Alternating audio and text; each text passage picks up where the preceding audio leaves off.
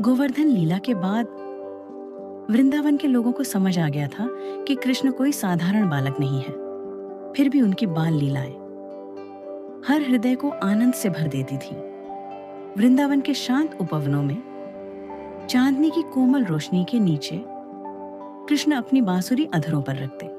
उसकी ध्वनि अनोखी थी, दिव्य और मधुर आनंद से भरी। जैसे ही वह स्वर बहता, संपूर्ण सृष्टि थम जाती। पक्षी गाना छोड़ देते, हवा धीमी हो जाती और यमुना भी मौन होकर सुनने लगती। वृंदावन की गोपियां साधारण ग्वालिनें उस संगीत की ओर खिंच जाती। घर परिवार और काम छोड़कर वे कृष्ण की ओर दौड़ पड़ती। उनके हृदय केवल उन्हीं के लिए धड़कते। यह सांसारिक आकर्षण नहीं था, बल्कि आत्मा की भगवान के लिए तड़प थी। गोपियां भक्ति का सर्वोच्च प्रतीक बनी, सिखाती हैं कि सच्चा प्रेम वही है जिसमें संपूर्ण समर्पण हो। उनमें सबसे अग्रणी थी राधा, जो शुद्ध प्रेम की मूर्ति थी। उनका और कृष्ण का बंधन समय और स्थान से परे था। यह आत्मा और परमात्मा का मिलन था। जब कृष्ण बांसुरी बजाते तो सबसे गहरी प्रतिध्वनि राधा के हृदय में ही होती। एक रात पावन रास लीला में कृष्ण ने अपना रूप अनेक बना लिया। हर गोपी के साथ वे नाचते रहे और हर गोपी को लगा कि वे केवल उसी के साथ हैं।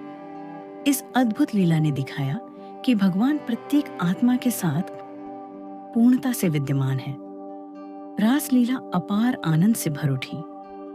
चांद और अधिक चमकने लगा, तारे झलमिलाने लगे और वृंदावन के उपवन ब्रह्मांड के सबसे मधुर नृत्य का मंच बन गए। लेकिन राधा कृष्ण का प्रेम केवल रास लीला तक सीमित नहीं था।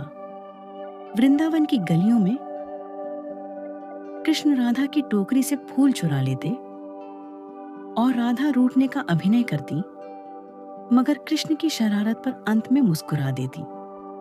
कभी जब राधा यमुना से जल भरने जाती, कृष्ण उनका मटका छिपा देते और फिर दोनों के बीच हंसी ठिठोली होती।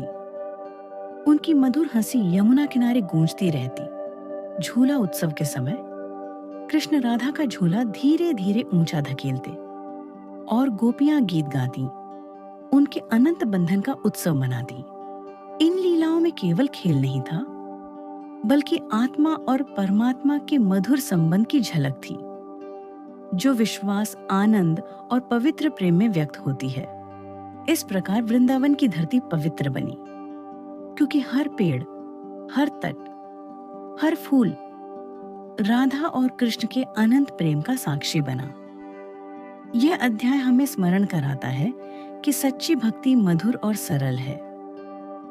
भगवान से केवल भय से नहीं, बल्कि राधा की पवित्रता और गोपियों की मासूमियत के साथ प्रेम करना ही सच्ची भक्ति है।